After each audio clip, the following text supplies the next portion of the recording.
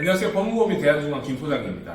안녕하세요. 조기현 변호사입니다. 이게 무슨 일입니까? 제가 볼 때는 일종의 정신병인 것 같아요. 너무 망상이 심하고, 제가 봤을 때는 윤석열 같은 경우에는 기본적으로 이 정치에 대해서 전혀 감각도 없고, 검사 생활만 오래 하면서 남을 이렇게 후벼 파는 일만 하다 보니까 그런 식으로 정치도 하면 어떻게든 되지 않을까. 대통령이 얼떨어졌잖아요. 원래 윤석열이 우파 국민의힘 결이 아닙니다. 아, 그래요? 문재인 충신이잖아요. 문재인 충신 역할 하면서 박근혜랑 당시 새누리당 사람들 수사 많이 해서 자살도 시키고 감옥도 보내고 그러다가 조국 추미애를 들이받으면서 지금 민주당이랑 멀어지게 되면서 국민의힘이 인물이 엄청 없으니까 용병 비슷하게 갔다는 거지. 윤석열은 원래 우파도 아니고 보수도 아니고 자기가 스스로 물러날 가능성은 없겠죠. 정신병적 캐릭터에 대해서 비춰봤을 때 안 될 것 같고, 제가 제일 우려하는 거는 이번 탄핵이 만약에 부결돼서 계속 대통령으로 직무를 수행을 하고 있으면 2차, 3차 계엄을 그럴 가능성도 있다고 하더라고요. 어떻게 보면 한 나라의 수장인데 쿠데타죠. 친일 쿠데타. 왕이나 대통령처럼 권력을 잡은 데의 반대쪽에 있는 사람들이 무력을 통해서 국가의 정권을 탈취하는 걸 쿠데타라고 한단 말이에요. 친일 쿠데타라는 것은 왕이나 대통령처럼 자신이 권력을 비정상적으로 강화하기 위해서 무력을 이용해서 국가기관들을 불법적으로 두드려 패는 거를 친일 쿠데타라고 하는데, 이 계엄 선포는 명백히 친일 쿠데타가 맞습니다. 그러니까 지금 현재 대한민국 대통령으로 윤석열이 앉아있지만 이 사람은 대통령이 아니라 반란 수계입니다. 반란 수계 맞아요. 그럼 이런 말 해도 되나요? 괜찮습니다. 어차피 끌려 내려올 거니까. 그런데 저는 한동훈도 미친 것 같아요. 이거 뭐 계엄을 찬성하는 건 아니지만 탄핵을 하는 게 뭐 사회의 불안을 야기할 수 있고 이런 얘기 하는 것 같은데, 윤석열이 지금 권좌에 있는 것 자체가 대한민국의 가장 큰 리스크입니다. 진짜 이 나라 망신인 게 계엄을 했다는 것도 참 세계적으로 쪽팔리는 일인데 번복했다는 게 너무 쪽팔리는 일인 것 같아요. 진행이 될 수가 없죠. 전시, 사변 등 이에 준하는 비상사태에만 비상계엄을 선포할 수 있도록 돼 있어요. 전쟁이 나면은 정부 보통기관이나 법원의 보통기관으로는 국정 운영이 힘들 거 아니에요. 그때 계엄사령부가 구성이 되고, 이 계엄사령관이라는 군인이 대통령 바로 밑에서 정부랑 법원을 전부 총괄하는 게 계엄이에요. 윤석열 대통령님이 주장하시는 바는 탄핵을 너무 많이 하고 이게 좀 이상하다는. 그럴 수 있죠. 근데 지금 탄핵권 남용이라고 만약에 주장할 여지가 있다 하더라도 탄핵권이 남용된다라는 것을 판단할 기관은 헌법재판소라는 정상적인 기관이 있습니다. 탄핵을 한다고 해서 지금 그 탄핵당한 윤석열 밑에 있던 공무원들이 바로 잘리는 게 아니에요. 잠깐 여기서 중요한 얘기 하나 할 건데, 대통령 탄핵하는데 200명 필요하다고 했죠. 근데 대통령이 아닌 일반 장관이나 감사원장 같은 고위공무원 탄핵하는 데는 300석 중에서 150석만 넘어가면 돼요.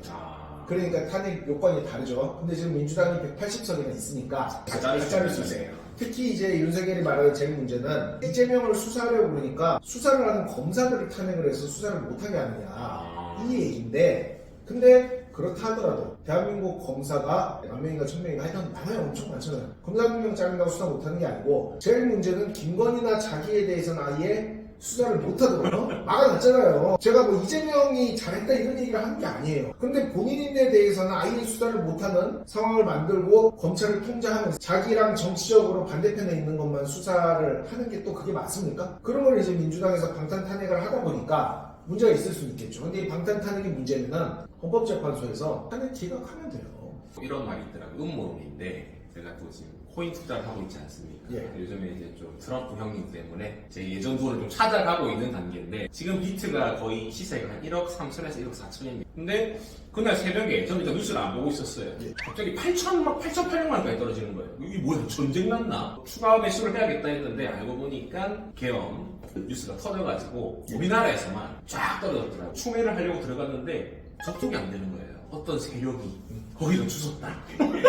근데 음모론 중에 이런 것도 있어요. 뭔가 아주 특별한 수사가 진행이 돼서 가만히 놔두면은 어차피 탄핵을 피할 수 없고 탄핵 당하게 되면 감옥 갈 상황이다. 마지막 수를 던져보자라고 하면서 한 건데, 그중 하나가 김건희 일가 중 마약을 대량으로 한국에 들어온 게 첩보에 걸려요. 그래서 이게 만약에 터지게 되면은 이건 도저히 막을 길이 없기 때문에 수를 던져봤다 뭐 이런 얘기도 있더라고요. 근데 제가 볼 때는 비트코인이든 마약이든 제일 중요한 거는 지금 윤석열이 한 모든 행동은 지금까지 했던 어떤 행동보다도 본인에게 위험한 행동이라는 거예요. 지금 현재 정치적인 관점에서 봤을 때도 쿠데타, 결국에는 감옥을 가거나 아니면 뭐 해외로 도피를 하거나 이 탄핵이 만약에 국회에서 200명을 확보를 못해서 통과하지 못한다면 계엄에 동조한 군대의 수장들, 지휘부는 당연히 반란죄, 내란죄 공범이고 심지어 이 탄핵에 찬성하지 않는 국민의힘 의원들도 모두 다 법적인 책임을 져야 될 것이라고 봐요. 우리나라를 대표하는 사람이 지금 너무 놀림받고 있어요. 이런 시대는 없었던 것 같아요. 풍자를 하는 건 자유지만 이는 풍자 수준이 아니라 지능이 없습니다. 저는 이런 어떤 종북 세력이라든지 극좌의 행태 이런 것도 싫어하지만 지금 현재 윤석열의 행동은 정치적으로 평가할 수 있는 수준을 넘어서서 명백히 대한민국에 대한 쿠데타이자 내란 행위로 보이기 때문에 반드시 책임을 져야 한다고 봅니다. 그리고 이를 방해하는 세력, 윤석열 대통령에 동조하는 세력, 법적 책임을 엄중히 져야 될 것이라고 생각합니다.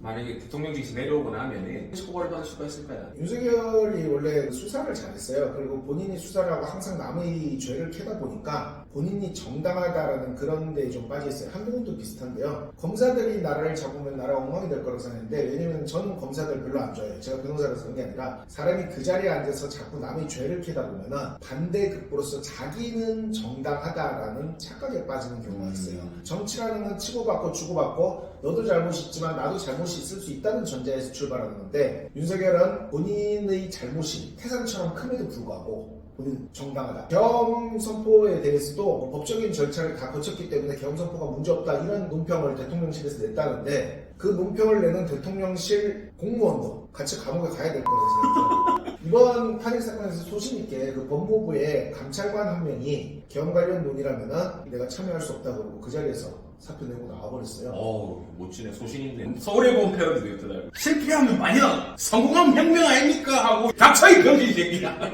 실패하면 반역, 성공하면 혁명이라는 것도 그 혁명을 통해서 뭔가 이루겠다라는 게 있어야 되는데 제대로 못한 것 같아요. 보니까 원래 언론을 좀 군대로 먼저 장악을 딱 하고 군대도 지휘부, 최상위 지휘부만 소통을 하고 있었고 그 실무를 담당할 수 있는 군인들이 이를 몰랐고 형사들한테는 북한 관련 문제가 심각해요. 어쨌든 이게 참 큰 사건이 일어났습니다. 부끄럽네요. 국민들이 눈을 뜨고 지켜봐야 될 문제라고 생각합니다. 앞으로도 좋은 콘텐츠로 찾아뵙겠습니다. 감사합니다. 감사합니다.